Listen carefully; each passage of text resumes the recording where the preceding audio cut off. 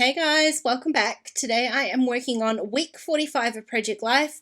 I'm using a bunch of new exclusives from Citrus Twist, including these digital files. I totally love the digital cards this month. You can see I've printed out a whole bunch of them. I also printed out some of the like traveler's notebook papers, but I've trimmed them down to 4x6s. So this pink grid and the yellow grid without the strip along the bottom of it. I printed it traveler's notebook size and then trimmed them down, which is super easy to do and just gives me a few extra options as far as 4x6 cards go, because you can see me here. I kind of swap this one in and out a considerable amount of times. Now the top card that I've used for my title card, I knew I wanted to use that for a title card. It actually, the file has a sentiment inside that oval, and so all I did was use my eraser tool in Photoshop and just remove the sentiment so that I can add my own title in there. So I'm finally sort of happy with the cards.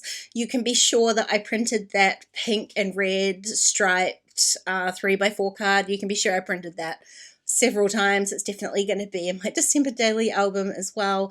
But for now, I'm kind of excited about all of these bright sort of primary colors. I love it.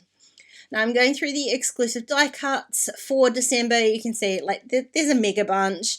I'm just pulling them out and putting down anything that I think I might use. Obviously I'm not going to use this many, but there are a ton in the pack and I just kind of wanted to sift through them the first time, and I did actually see that reading log page and it gave me an idea for my December daily, so I'm definitely going to keep that aside and put a page into my December daily album using some of these bits and pieces as well.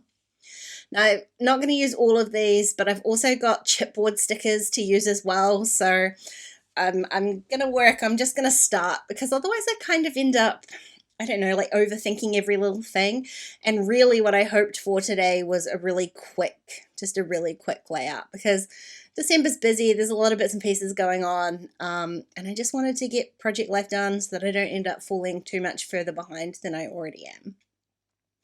Now I had picked out one die cut and I'm also going to add a chipboard sticker underneath it, and then I'm going to add a puffy sticker on top too. So I'm making kind of quite a big sort of colored cluster here on my photo because it was a really bad photo, and so I did turn it into black and white, just kind of hide some of the bad lighting there. Neither of us are looking at the camera, it's just one of those things, but because I've changed it to black and white means I can put all those colors on there and it doesn't kind of overwhelm the photo. So I mean, it's another good excuse for turning photos to black and white, as if you want to highlight the kind of stickers or embellishments that you want to put on them. Black and white is the way to go. Now I had pulled out all those little die cut hearts because I thought this would be super cute on my little coffee and craft photo, but in the end I'm just going to go really basic and use one kind of little sentiment flag strip here.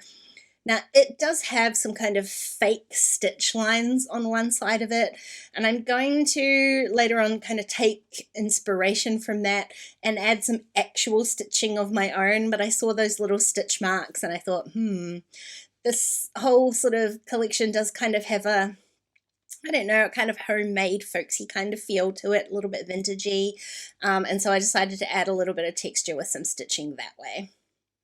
Now I have pulled out a whole bunch of florals. There's a bunch of beautiful florals in this pack. I've pulled out a lot of them, not because I intended to use them all, but just because I wanted to have the options out there. And I've decided to kind of just simplify things down here a bit. I was going to have a photo sort of flip up, but I did realize as I was filming this is going to be in the wrong side of the pocket. So it's going to be in the back of the pocket. I'm never going to be able to flip it up.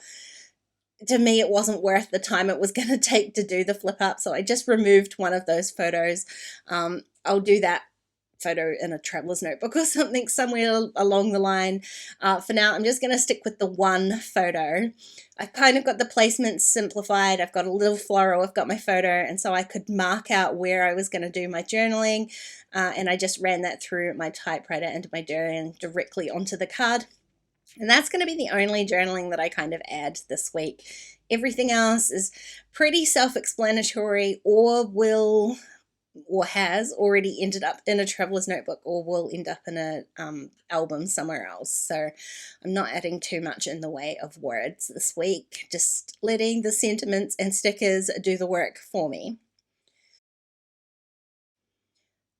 Now I'm end up sort of contemplating whether to add a sticker to that bottom sort of card. There's a little bit of an empty space in there, and I decided just to leave it for now and work on the rest. Probably prefer to have a bit more of a kind of base done before I start adding any more extra kind of things in. This is me just going away and doing a little bit of stitching. So 2 of those photos, I'm only stitching through the photo and the die cut piece. And to be fair, my sewing machine doesn't love me stitching through photos. It doesn't love the photo paper, but that's much easier. The bottom 4x6 photo, I was stitching through the die cut the photo and a puffy sticker. Now I do suggest, I've broken several needles, so I do suggest that you just take it super slow when doing that. I tend to just do it manually, just turning the wheel of the sewing machine rather than letting the machine go at it. I tend to break less needles that way, so that's my only hint for kind of stitching through puffy stickers. It totally is doable, but slow is best. Now I'm going to work on my title card, which when I say work on my title card, it sort of implies that there's a lot to do on it, and there isn't. I've just added a like a label on there. There were no labels in that pack, so I just went back to my little jar of pre-printed printable labels, picked out a red one because there's a few kind of flecks of red in this whole spread. There's not really a color scheme this week. It's like all the colors. So I used a little red one, and then I'm using my favorite new alpha, which is the Harper Alpha. You know me, I love a typewriter font stamp, and this one's just slightly larger than any of the other ones that I've got. Which has both uppercase, lowercase. It's got a whole other kind of set of abbreviations and years in there, so totally useful. But for me, I'm just going to add a few kind of words, I guess, in lieu of journaling.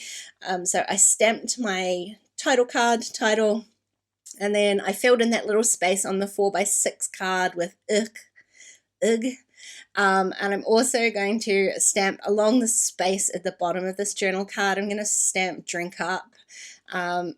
And it didn't quite fit where my little die cut was, so I pulled the die cut off. I didn't mind that it kind of overlapped it, but it just needed to move up a little bit because it didn't quite fit in there. And then I'm also going to stamp just directly onto my photo above those stickers here, just kind of making even more of a cluster of this one. I print my photos at home on Canon Photo Glossy 2 paper. It loves ink of all sorts. I print on an inkjet, so it's designed to absorb ink, which means that stamping like this is no problem at all. This is just some Memento Tuxedo black ink, and it stamps nice and clear. The last thing that I have to do on this spread is kind of create my little filler card, which again, totally basic.